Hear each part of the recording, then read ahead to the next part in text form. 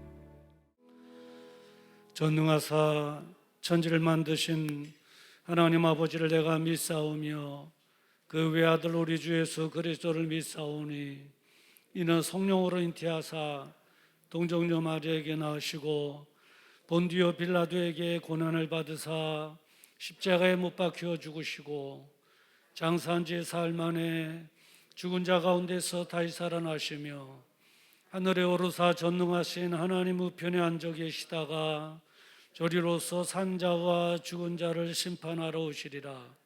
성령을 믿사오며 거룩한 공회와 성도가 서로 교통하는 것과 죄를 사해 주시는 것과 몸이 다시 사는 것과 영원히 사는 것을 믿사옵나이다. 아멘. 오늘 우리에게 주시는 하나님의 말씀 욥기서 1장 20절부터 22절 말씀까지 되겠습니다. 구약성경 762페이지가 됩니다. 욥기서 1장 20절부터 22절 한 절씩 함께 교독할 때에 성령님께서 말씀하시는 주님의 세미한 음성이 저와 여러분들에게 들려지기를 주님의 이름으로 축원합니다. 20절 말씀을 제가 먼저 봉독해 드리겠습니다. 욥이 일어나 겉옷을 찢고 머리털을 밀고 땅에 엎드려 경배하며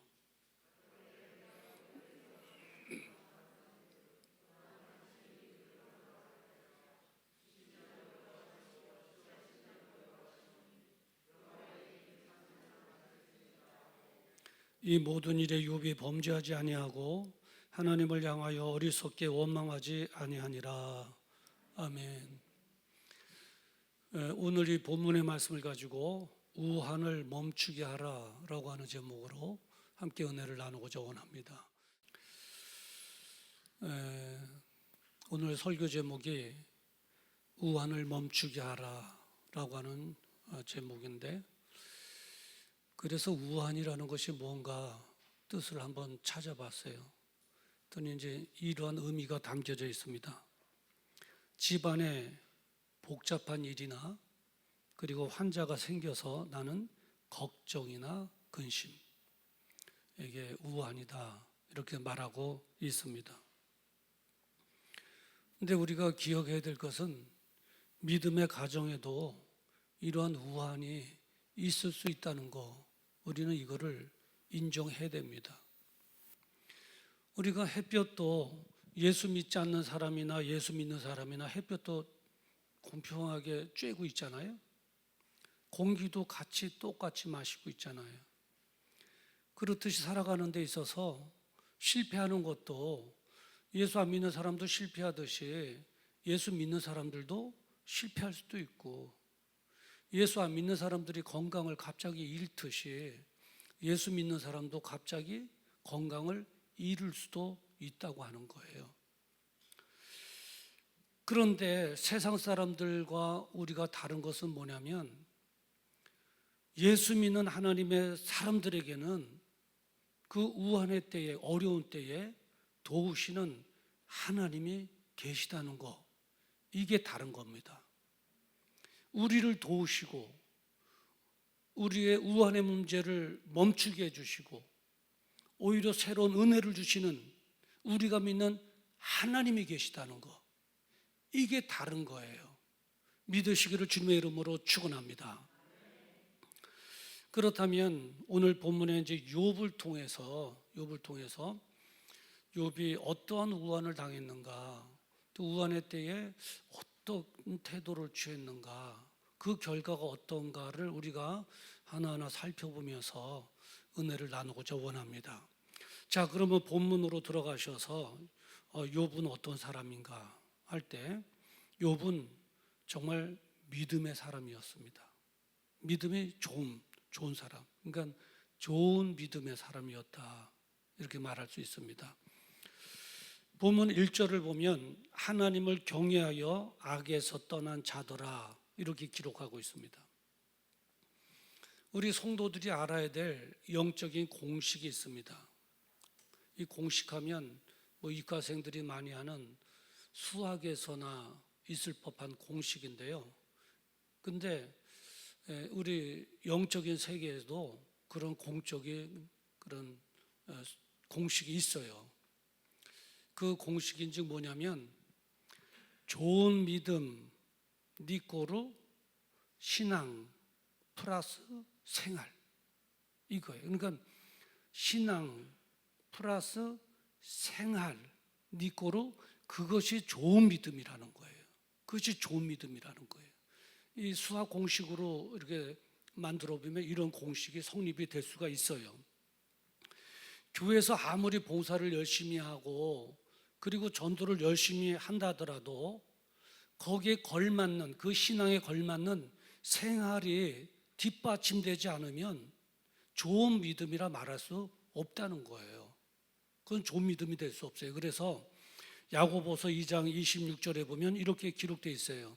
행함이 없는 믿음은 죽은 믿음이다.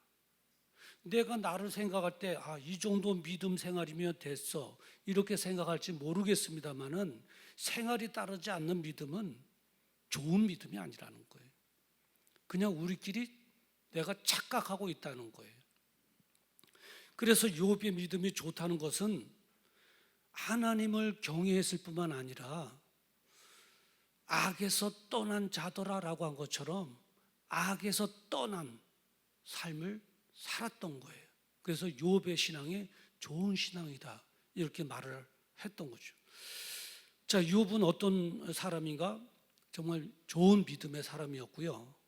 그리고 이 욥은 자녀들을 믿음으로 잘 양육해낸 사람입니다. 이 욥에게 자식들이 있었는데 아들 7명, 딸이 3명입니다. 근데 이들이 생일을 맞을 때마다 잔치를 벌였어요.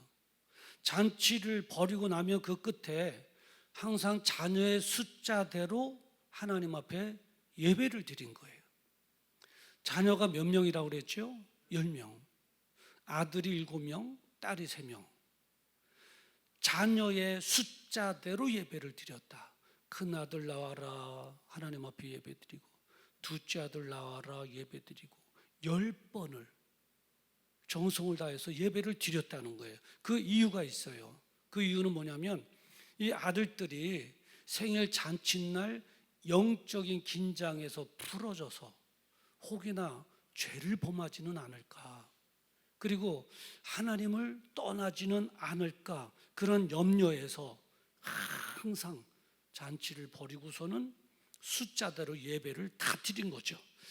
자, 그런 내용이 어디 있느냐? 5절에 있습니다. 5절에 보면 그 잔칫날이 지나면 욥이 그들을 불러다가 성결케 하되 아침에 일어나서 그들의 명수대로 번제를 드렸으니 이는 내 아들들이 죄를 범하여 마음으로 하나님을 배반할까 함이라. 욥의 행사가 항상 이러하였더라. 아멘. 그래요. 이 자녀를 신앙 교육 시키는 거 보면 그 부모의 신앙 생태를 알 수가 있어요. 가령 이거예요. 자녀들한테 너무 깊이 빠지지 마라, 적당하게 해라, 적당하게 예배드리고, 봉사하는 것도 피곤한 데까지 나가서 할 거 있겠어? 적당하게 봉사하고 하나님 앞에 예물 드리는 것도 적당하게 해라. 이런 사람이 있어요. 그러면 그 부모의 신앙은 깊은 곳에 본인은 열심히 신앙생활하는 것 같지만 적당하게 하고 있다는 것이에요. 그러니까 적당하게 하라고 교육을 시키는 거예요. 그런데 어느 부모들은 이래요. 확실하게 하라. 확실하게 하라. 정직하게 하라. 예배도 정직하고 확실하게 드리고 봉사도 확실하게 하고 그리고 헌금 드리는 것도 너가 사회생활에 수입이 있는 거 11조도 정직하고 확실하게 하라. 이렇게 가르치는 부모들이 있어요. 저는 이 설교를 준비하면서 기억나는 것이 유년질 학교 다녔을 때예요. 저희 어머님이 현동아 오늘 교회 꼭 가라. 꼭 가라. 그리고 이 헌금 내라. 그리고 그 당시에는 동전을 주셨어요. 동전. 네, 1원짜리 동전, 5원짜리 동전. 동전을 주면 알겠어요 어머니 교회 꼭 가서 헌금할게요. 그리고 이제 그 동전을 갖고 친구들을 만나서는 딱 해서 땅바닥에 있는데 동전에다가 침을 뱉어가지고 땅바닥에 딱 던져버리는 거예요. 그리고 이제 이 발꿈치로 흙에 대고 막 문대요. 티우스트쯤 치는 것처럼 막 문대요. 한참 문대고 딱 들어가고 딱 옷으로 닦으면 동전이 번쩍번쩍 새 돈이 되는 거예요. 새 돈이. 그런 누구 돈이 새 거 빚이 더 나는가. 그래갖고 그걸 또 주머니에 콕 넣어가지고 가서 유년주학교 참석하고 이제 출석 부르잖아요. 현 김현동 그러면 네 그리고 요절하는 거예요. 요절 그 주간에 요절 조절 외우고 그리고 헌금도 내요. 그러면 출석부에 출석 요절 동그라미 헌금 동그라미 이래갖고 이제 연말 되면 또 시상도 하고 그러거든요. 항상 저희 어머님이 하신 말씀이 정직하게 확실하게 해라. 정직하게 확실하게 해라. 그래요. 이 욥은 자녀에 대한 신앙교육을 정말 확실하게 시켰던 사람입니다. 생각해봐요. 10명씩 잔치가 끝나면 죄 범하지 않도록 하나님 떠나지 않도록 다 예배를 드리게 한 거예요.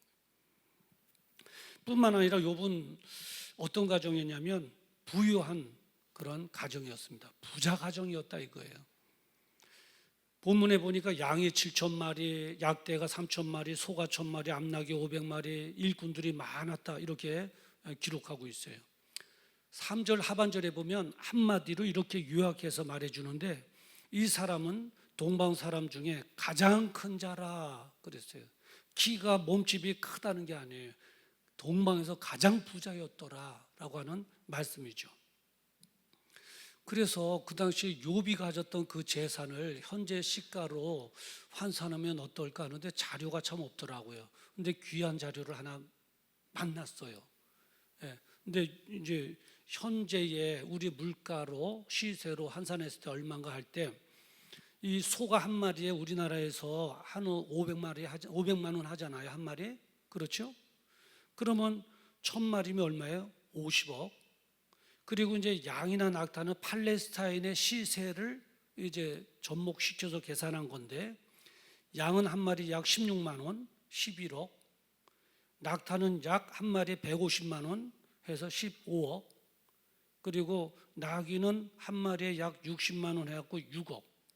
토탈 얼마냐? 112억이에요. 그런데 이 수많은 가축들이 풀어져서 사는 땅은 계산 안 한 거예요. 지금 112억 하면 굉장히 큰 돈이죠, 지금도. 근데 그 당시에 물가로 하면 얼마나 큰 돈이냐고요. 땅값은 계산도 안 한 거예요. 그만큼 부유한, 그만큼 부자. 지난번 국민일보에 이런 기사가 올라왔어요. 성도들은 성공해갖고 다 선한 부자가 되어져야 된다.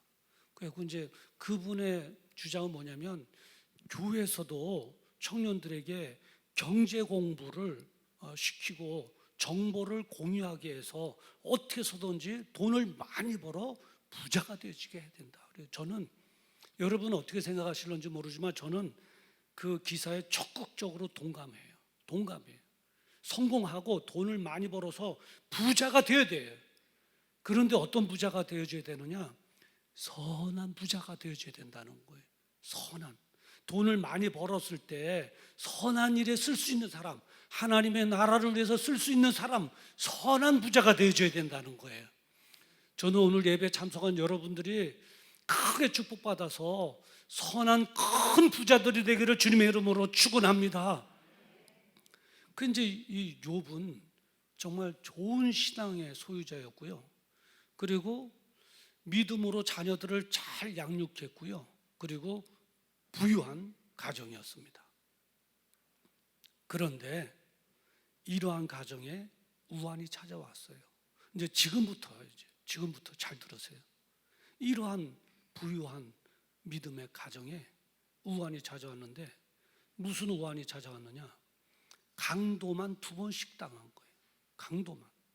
이 도둑놈은 그냥 내 물건을 훔쳐가는 것으로 끝나는데 강도는 사람을 죽이고 뺏어가요.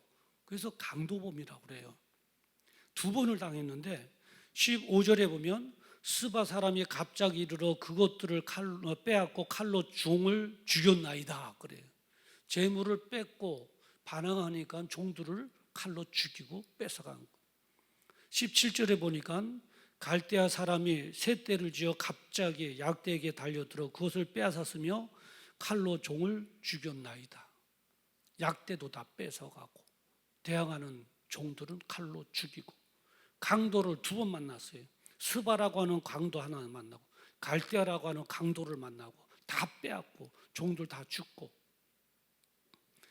그리고 자연재해를 2번이나 또 만났어요. 우리가 지금 자연재해로 어려움을 겪고 있잖아요. 코로나19라는 거. 근데 이 욥은 자연재해를 당해도 2번씩이나 당했다는 거예요. 16절 한번 볼까요? 16절에 보니까 불이 하늘에서 내려와서 양과 종을 살라 버렸나이다 그래요. 불이 하늘에서 내려왔대요. 번갯불이 차자자작 하고 때린 건지는 모르겠습니다만은 여하튼 볼 때 불이 하늘에서 그냥 내려와가지고 양과 종들을 다 불살라버려. 그리고 19절에는 거친 들에서 대풍이 와서 짐 내 모퉁이를 치매 그 소년들 위에 무너짐으로 그들이 죽었나이다 라고 기록하고, 대풍이 불었대요. 대풍 중에서도 가장 큰 바람, 큰 태풍이 불어와서 그 당시에 지었던 집에 내 모퉁이 기둥을 치니까 와르르 무너지지 않겠어요? 바람이 부니까 그 자녀들이 10명이 다 집 안에 들어가 있었겠죠. 근데 집이 무너지면서 그냥 무덤이 돼버린 거예요. 다 압사사고로 다 죽은 거죠. 소년들을 위해 무너짐으로 다 죽었나이다. 이러한 우환, 그러니까 강도를 2번 만났죠. 사기 정도가 아니고 도둑 정도가 아니라 강도 2번 털렸죠. 자연재해를 2번 만났죠. 하나는 불로 인한 자연재해고 하나는 바람으로 인한 자연재해고, 그래서 재산도 다 잃고 자식들도 다 죽었습니다. 얼마나 큰 충격이었겠어요. 이건 보통 큰 충격이 아니에요. 슬픔이고 아픔이고, 이 정도가 되면 실성할 만도 해요. 정신이 혼이 빠져나가 실성할 만도 하다고요. 10명의 자식들을 장례식 치른다고 생각해 보세요. 하루아침에 강도를 만나 재산들을 다 빼앗겠다고 생각해 보세요. 보통 충격이겠느냐고요. 근데 건강하면 또 나름대로 아픔을 갖고도 살아요. 그런데 오늘 성경에 보니까 자신도 질병에 걸려버렸어요. 7절 말씀에 보니까 그 발바닥에서 정수리까지 악창이 나게 한지라라고 해요. 발바닥서부터 정수리까지 다 악창이 났어요. 온몸이 다 가려움. 기와 쪼가리를 갖다가 막 그냥 살이 벌겋게 나오고 피가 나도 얼마나 가려우면 온몸을 다 긁겠어요. 온몸을 다 긁겠어요. 이 정도 되면 소망이 없는 거예요. 소망이 없는 거예요. 그냥 너무 괴롭고 아프고 이 어려운 환경을 좀 잊어버리고 싶고, 술이나 마셔버릴까, 술 타령할 수도 있었을 거예요. 술이나 맨정신으로는 이 환경을 이겨낼 수가 없는 거예요. 너무 괴로우니까. 감당이 안 되니까 술이나 마셔버리자. 그래서 막 그냥 막 술, 이럴 수도 있었을 거라고요. 그렇다고 해서 누가 욥에게 욕하겠어요? 그 어려움을 겪고 있는 욥이 정말 환경의 어려움으로 잊고 싶다고 술 마신다고 누가 손가락질 하겠냐고요. 욥은 그럴 수도 있었을 거예요. 그리고 하나님을 원망할 수도 있었다고요. 왜냐하면 욥은 정말 신앙이 좋은 사람이잖아요. 철저하게 신앙생활하고 철저하게 신앙교육 시키고, 그런데 그 결과가 뭐예요? 재산 다 잃고 자녀 다 잃고 얼마나 지금 힘들겠냐고요. 하나님 원망하지 않겠냐고요. 하나님을 원망하죠. 하나님, 내가 잘못한 게 뭐가 있습니까? 그래도 나름대로 신앙을 지키기 위해서 애를 쓰고 예배드리고 기도하고 얼마나 애를 썼는데 이게 뭡니까? 하나님 살아계신 것입니까? 하나님, 내가 그래도 나름대로 열심히 신앙생활 해왔는데 이 결과가 뭡니까? 하나님 정말 살아계신 분이십니까? 막 원망하고 싶은 마음도 있고. 베드로가 예수님을 배반하고 갈릴리 바다로 옛삶으로 돌아갔잖아요. 이 욥의 옛삶이 뭐예요? 아까 1절에 보니까 악에서 떠난 자더라라고 한 것처럼 옛삶으로 돌아간다는 뭐예요? 그냥 제자리로 돌아가서 그냥 살고 싶은 마음도 굴뚝 깎겠죠. 이제 신앙이고 뭐고 다 그냥 막 뒤로 하고 술 마시고 옛삶의 죄삶으로 그냥 미친 듯이 살고 싶은 마음도 있었을 거예요, 솔직히. 그런데 22절에 보니까 이렇게 기록되어 있어요. 이 모든 일에 욥이 범죄하지 아니하고 하나님을 향하여 어리석게 원망하지 아니하니라. 아멘. 인간이 겪는 어려움이 오는 그런 통로가 있거든요. 세 가지 통로를 통해서 이 사람에게 어려움이 찾아오는데, 그 첫 번째 통로는 뭐냐면 하나님으로부터 오는 거라는 거예요. 그게 테스트라는 거예요. 시험. 하나님 우리를 시험에서 어려움에 이게 봉면하게 하지만 우리 입장에서는 우한으로 생각되잖아요. 이거 무슨 일이야? 무슨 우한이야? 그러잖아요. 근데 하나님께서 주시는 그러한 테스트는 이유가 있어요. 뭐냐면 이 테스트를 겪게 해서, 통과하게 해서 더 큰 은혜와 더 큰 축복을 주시기 위해 하셔서 그런 테스트를 주는 거예요. 그런데 다른 통로 하나는 뭐냐면 사단으로부터 오는 거예요. 우환이 템프테이션이라고 그래요. 유혹이라고 그러는데 그 유혹을 통해서 우리가 당하는 어려움이 우환으로 우리에게 느껴지잖아요. 그 사단이 주는 건 뭐냐면 어떻게 해서든지 믿음의 자리를 떠나게 하고 실패하게 하고 정말 파멸시키기 위해서, 파멸의 구렁텅이로 밀어넣기 위해서 사단은 우리에게 그런 우환을 가져다 주는 거예요. 그리고 마지막 세 번째 하나는 뭐냐면 자신의 실수와 게으름이에요. 운전할 때 내가 조심해야 되는데 조심하지 않고 신호 위반하다가 사고가 났다. 이거는 뭐 내 실수죠. 그것으로는 우환이 있을 수가 있어요. 그런데 중요한 것은 뭐냐면 어떤 경로를 통하여 나에게 오는 우환이든 관계없이 해결 방법은 한 가지밖에 없다는 거예요. 해결 방법은 한 가지라는 거예요. 그 한 가지가 뭔가? 자, 그러면 다시 욥에게로 돌아가 보십시다. 자, 욥을 보니까 아까 말씀드린 것처럼 하나님을 원망하고 신앙의 자리를 막 떠날 수도 있었고 옛삶으로 돌아갈 수도 있었고 막 술로 미친 듯이 취해서 살고 싶은 그런 마음도 있었지만 그래도 그러지 않았잖아요. 그런 어려운 환경임에도 불구하고 놓지 않은 한 가지가 있었어요. 그 어려운 우한 속에서 폭풍이 지나가는 듯한 그 어려운 환경 속에서 잡고 있었던, 결코 놓치지 않았던 한 가지가 있었는데 그게 뭐냐면 예배예요. 예배. 그걸 붙잡고 있었던 거예요. 20절에 보면 이렇게 기록되어 있잖아요.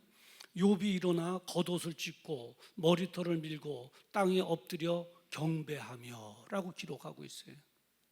욥은 그 우한의 어려운 환경 속에 털푸쩍하게 앉아있지 않았어요. 어떻다고 합니까? 욥이 일어나 그 우한의 자리, 어려운 환경의 자리로부터 일어났다는 거예요. 이게 중요한 거예요. 실망하거나 좌절하지 않고 다시 일어났다는 거예요. 욥이 일어나기를 주의 이름으로 축원합니다. 아멘. 일어나셔야 돼요. 거기에 절부독하게 주저앉으면 사단의 신방 오게 돼 있어요. 일어나서 겉옷을 찢고 머리털을 밀고 땅에 엎드려 뭐 했다고요? 하나님 앞에 경배하니라. 예배를 드린 거예요. 예배. 그는 그 어려운 하중에 자식의 장례식을 10번씩이나 재물도 다 잃어버린 그 어려운 환경 속에 그는 예배를 드리면서 기도하고 찬송하고, 그 기도의 내용이 뭐예요? 이거잖아요. 맨손으로 왔사오니 적신으로 왔사오니 맨손으로 돌아가는 것이 옳습니다. 내가 나올 때 아무것도 안 갖고 왔습니다. 근데 돌아갈 때도 아무것도 안 가져가는 게 옳지 않습니까? 괜찮습니다, 하나님. 그리고 주신이도 하나님이신데 주신 하나님께서 취하시는 것도 당연한 일입니다. 저는 괜찮습니다. 저는 하나님 한 분만 계시면 저는 만족합니다. 하나님 한 분만 계시면 만족합니다. 막 기도한 거예요. 기도한 거예요. 빈손으로 왔사오니 빈손으로 가는 것 당연하고, 주님께서 주셨사오니 주님께서 취하는 것 당연합니다. 그러면서 막 찬송 불렀지 않겠어요? 아마 오늘 우리가 불렀던 찬송이 그때 당시에 있었다면 불렀을 거예요. 내 구주 예수를 더욱 사랑, 엎드려 비는 말 이것일세. 내 진정 소원이 내 구주 예수를 더욱 사랑, 더욱 사랑. 하나님, 나 하나님 사랑합니다. 하나님 사랑합니다. 하나님 한 분이면 저는 만족합니다. 눈물 흘리면서 콧물 흘리면서 기도하고 찬송하면서 하나님 앞에 예배를 드린 그 와중에 이 예배의 끈을 놓치지 않고 콕 잡고 슬픔이 벅차오르는 가슴을 달래면서 하나님 앞에 기도하고 찬양하면서 땅에 엎드려 예배를 드린 거죠. 그 위키니 백과사전에 예배라고 하는 단어를 찾아봤어요. 그랬더니 이제 이렇게 정의를 내리고 있더라고요. 예를 갖추어 절하다 하는 그런 의미가 있고요. 또 믿는 신앙의 대상에게 존경의 마음을 표현하는 것이다. 그러니까 내가 믿는 믿음의 대상에게 내가 존경합니다라고 하는 그 표시가 바로 예배라는 거예요. 그러니까 쉽게 말하면 이거예요. 내가 하나님이 창조주, 우주 만물을 창조하신 창조주심을 내가 믿습니다. 그리고 하나님께서 나를 구원하기 위해서 십자가 죽어주신 구세주임을 내가 믿습니다. 그래서 내가 그 하나님께 다 맡기기를 원합니다. 그리고 그 하나님만 바라보며 그 하나님만을 의지하며 내가 살아가기를 원합니다라고 하는 믿음의 고백이 함축되어 하나로 나타나는 것이 예배라는 거예요. 그게 예배. 그러니까 하나님께서 그 예배를 드리는 욥을 볼 때 얼마나 기뻐하셨겠냐고요. 기뻐하시고 좋아하셨죠. 그래서 그 그레햄 캔드릭이라고 하는 현대 신학자가 이런 말을 했어요. 예배만큼이나 하나님을 즐겁게 드리고 영광 올려드리는 것은 없다. 하나님을 정말 즐겁게 해드리고 하나님을 정말 영광 올려드리는 것은 예배뿐이라는 거예요. 예배뿐이라. 그 예배를 욥은 하나님 앞에 올려드린 것이죠. 자, 여기까지 와서 한번 생각해 봐요. 여기까지 왔는데 하나님께서 그런 욥에게 뭔가 해결해 주거나 은혜를 주지 않는다면 욥의 신앙생활은 헛된 거예요. 헛된 거예요. 왜? 욥의 뒤를 따라 오늘도 예배 드리는 여러분의 예배, 신앙적인 그 수고와 땀방울, 헌신 다 헛된 거예요. 헛된 거예요. 자, 그러면 욥의 그러한 신앙생활이 헛됐는가 헛되지 않은가 하는 것을 지금부터 한번 알아보도록 하겠습니다. 자, 하나님께서 그렇게 힘들고 어려움 속에서 예배드린 욥에게 은혜를 주셨습니다. 은혜를 주셨어요. 욥기서 42장 12절에 한번 보십시다. 욥기서 42장 12절에 보면 이렇게 기록되어 있어요. 여호와께서 욥의 모년에 복을 주사 처음 복보다 더하게 하시니. 아멘. 복을 주셨는데 처음에 주셨던 복보다 더하게 주셨대요. 그러면 얼마나 더 주셨는가 보면 욥기서 42장 10절에 보면 아주 자세히 기록되어 있어요.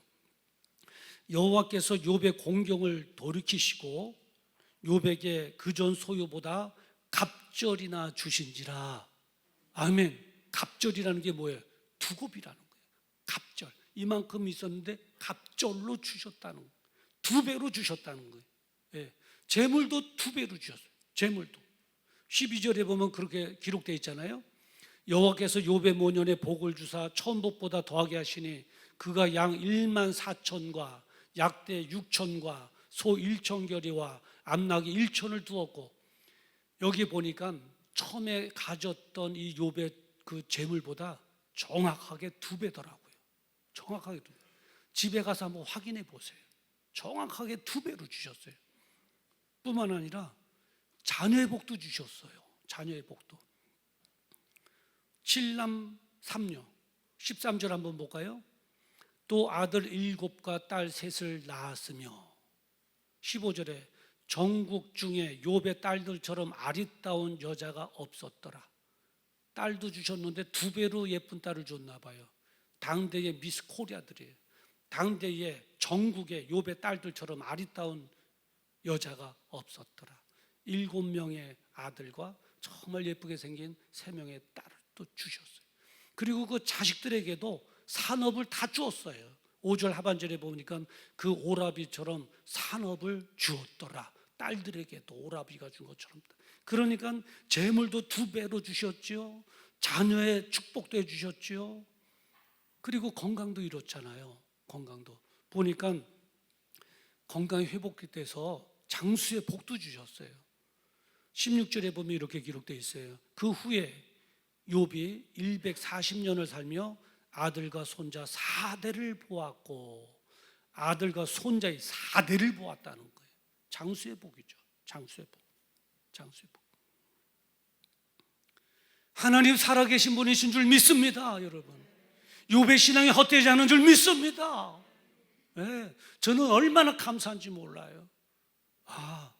그 힘든 중에 예배를 드렸더니 그 예배를 받으시고 살아계신 하나님께서 나타나셔서 우환의 문제를 해결해 주시고 갑절로 축복해 주시고 자녀의 복도 주시고 그리고 장수의 복도 이렇게 주시고, 하나님 살아계신 분이시구나. 우리의 신앙은 헛되지 않구나. 근데 여기서 설교가 멈춰지면 욥은 참 좋겠다. 근데 나는 뭐야? 오늘 예배드린 우리는 뭐야? 이렇게 생각할 수 있잖아요. 그런데 우리에게 희망을 주는 말씀이 있어요. 신약성경 요한복음 4장 23절에 보면 이렇게 기록되어 있어요. 아버지께서는 자기에게 이렇게 예배하는 자를 찾으시느니라. 자기에게 예배하는 자를 찾으시느니라. 지금도 찾고 계시는 거예요. 찾고 계시는 거예요. 오늘도 찾다가 산돌교에서 오늘 예배드리는 여러분들을 하나님께서는 발견하신 거예요. 찾으신다는 거예요. 아버지께서는 자기에게 이렇게 예배하는 자를 찾으시느니라. 왜 찾고 계시겠어요? 우환을 물리쳐 주시려고. 예배하는 여러분의 우환을 물리쳐 주시고, 그리고 새로운 은혜와 축복을 주시기 위해서 우리를 찾고 계시는 줄 믿습니다. 그리고 오늘도 예배 드리는 우리의 예배, 이 자리에 계신 여러분들을 하나님께서 발견하신 줄 믿습니다. 저는 하나님의 은혜로 오늘의 우리의 우환과 코로나19로 인한 또 다른 여파의 우환도 많잖아요. 우환도 하나님께서 물리쳐 주시고, 그리고 새로운 은혜 자리로 반드시 틀림없이 이끌어 가실 것을 저는 믿습니다. 우환을 멈추게 하라. 오늘 기도의 제목인데, 무엇으로 우환을 멈출 수 있겠습니까? 살아계신 하나님께 예배 드리는 것이 우환을 멈추게 하는 것이고, 그리고 새로운 은혜 자리로 우리가 이끌려가는 놀라운 축복의 통로가 되어진다는 거죠. 저는 이제 설교를 마무리하면서 제가 개척교회 할 때 저희 교회 다니셨던 집사님이 의정부의 어린이집을 하나 인수받아가지고 나가신 거예요. 오늘 갑자기 전화가 와서 목사님 빨리 와서 예배 좀 드려주셔야 되겠어요. 막 재촉하는 거예요. 막. 그래서 이제 예배 드리러 나갔죠. 신방대원들하고요. 도착가서 이제 예배 드리려고 이제 앉았는데, 목사님 예배 드리기 전에 할 게 있어요. 그래요. 뭐예요? 그랬더니 부적을 좀 띄워주세요. 예전에 있었던 사람이 부적을 다닥다닥 붙여놨대요. 다닥다닥. 안 보이는데도 붙여놓고. 부적 붙이니까 부적에 온부터 사탄이 오니까 되겠어? 그러니까 망하고 그냥 인수해 준 거죠. 아이고, 여기 띄워주세요. 이것 때문에 또 저기 띄워주세요. 저것 때문에 뭐 구석에 또 있는 게 찾아갖고 탁 띄우고 막 구겨갖고 쓰레기통에 버렸죠. 아마 그때 의정부 그 어린이집에 여기 신방 갈 때 같이 가신 분 계세요? 이런 이야기는 들으셨죠? 네, 들으셨죠? 네. 일부 예배 때도 이제 들으셨던 분이 두 분이 계셨는데, 개척대회니까 그래 하나님 앞에 이제 예배를 드렸어요. 예, 기도하고 찬송하고 하나님 앞에 예배를 드리고 했는데, 그분이 하시는 말씀이, 목사님 예배를 드리는데 밝은 빛이 쫙 비춰오면서 그늘이 확 그늘진 것이 확 그림자가 사라지는데, 내 마음이 이렇게 편안하대요. 이렇게 편안하대. 그래요. 예배 드리면 어둠의 세력들이 물러가게 되고, 예배 드리면 우환은 멈춰지게 되고, 예배 드리면 하나님께서 우리에게 새로운 은혜 길로 인도해 주시는 줄 믿습니다. 저는 이 예배를 1시간 드리지는 똑같은 다성에 젖은 예배가 아니라, 이런 성경적인 지식을 갖고 내 예배가 헛되지 않구나, 하나님께서 받으시는 이런 역사가 있구나, 우환이 멈춰지게 하는구나, 새로운 은혜 자리로 이끌어 주시는구나, 내 가정에서도 예배를 드리고, 공동체적인 예배도 여기에 빠짐없이 나와서 예배 드리고, 혹여나 코로나로 인해서 가정에서 비대면 예배로 드리는 성도들이라 할지라도 가볍게 여기지 말고 동영상으로라도 철저하게 예배를 드려서 우리 공동적인 이 코로나19의 우환도 멈추게 하고, 개인적으로 당하는 가정의 우환, 인생의 우환도 멈추게 하고, 우리 예배를 통해서 새로운 은혜 세계로 이끌림을 받는 저와 여러분 되기를 주님의 이름으로 축원합니다. 축원합니다. 기도하겠습니다. 거룩하신 아버지, 오늘 예배를 통해서 우리가 매주일마다 드리는 예배가 아무것도 아닌 것이 아니라 정말 능력이 있구나, 우환을 멈추게 하는구나 깨닫게 해주시니 감사합니다. 우환을 멈추게 할 뿐만 아니라 하나님의 은혜로 새로운 은혜 자리로 이끌림을 받게 하는구나. 내가 이제 이 예배를 가정에서도 드리고 교회에서도 빠짐없이 드리고 예배 승리자 되어 나에게 있는 우환을 멈추게 하고 새로운 은혜 자리로 이끌림을 받아야지. 오늘 다시 한번 결단하게 해주시니 감사합니다. 주님, 그러나 우리는 연약합니다. 성령님께서 도와주시옵시사 이제 진정한 예배 승리자 되어지게 하여 주시옵시고, 은혜 체험하게 해주시옵시고, 그래서 간증의 주역으로 살아가게 하여 주시옵소서. 예수님의 이름으로 기도드리옵나이다. 아멘. 우리 다 같이 일어나셔서 함께 찬양하시겠습니다.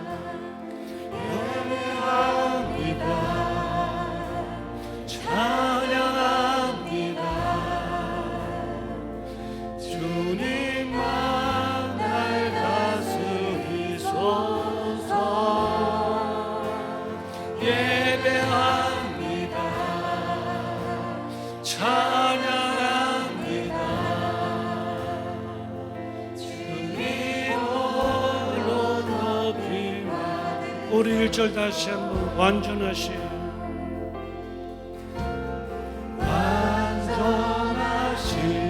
나의 주 의의 길로 나 인도하소서 행하신 모든 주님의 영광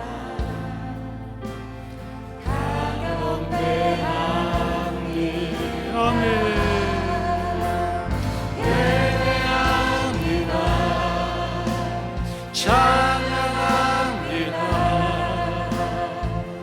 주님만 날 다스리소서. 예배합니다. 찬양합니다. 주님 우리 오른손 드시고 예배합니다. 예배합니다. 찬양합니다. 주님만 날 다스리소서. 아멘. 예배합니다. 찬양합니다. 주님 홀로 높이고 예배합니다. 아멘.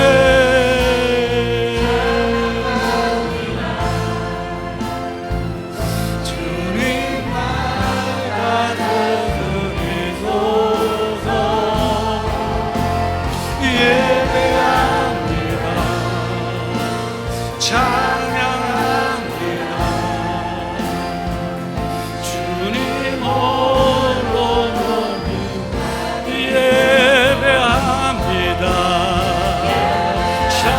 찬양합니다. 아멘. 주님만 날 다스리소서. 예배합니다. 찬양합니다. 주님 우리 주여 한번 부르고 기도합니다. 주여 예배합니다. 찬양합니다. 주님만 날 다스리. 아멘.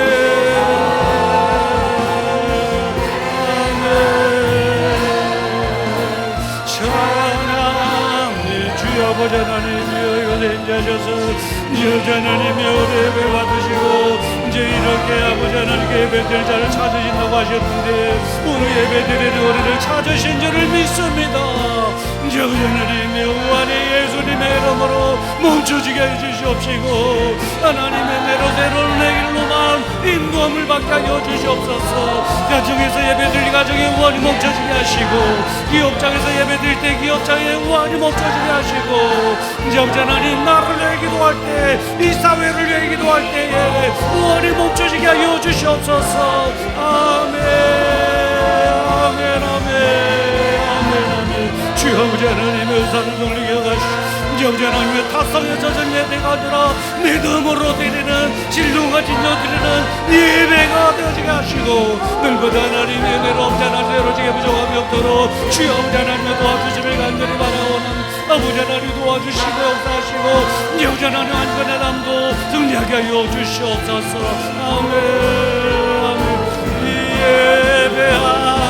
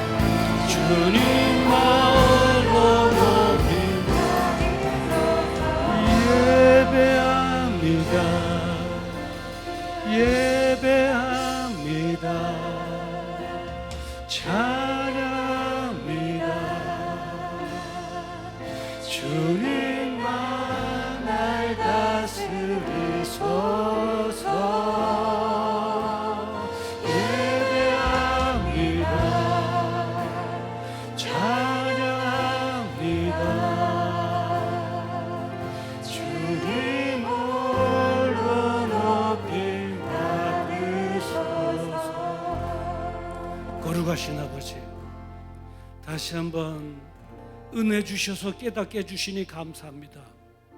내가 가정에서 예배드리기를 원합니다. 가정의 의원이 멈춰지게 하시고 내 자녀를 위해 기도하기를 원합니다. 자녀에게 있는 의원이 멈춰지게 하시고 기업장에서 예배하기를 원합니다. 기업장에 있는 의원이 멈춰지게 하시고 하나님의 은혜로 새로운 은혜 축복의 길로만 이끌림을 받게 하여 주시옵소서.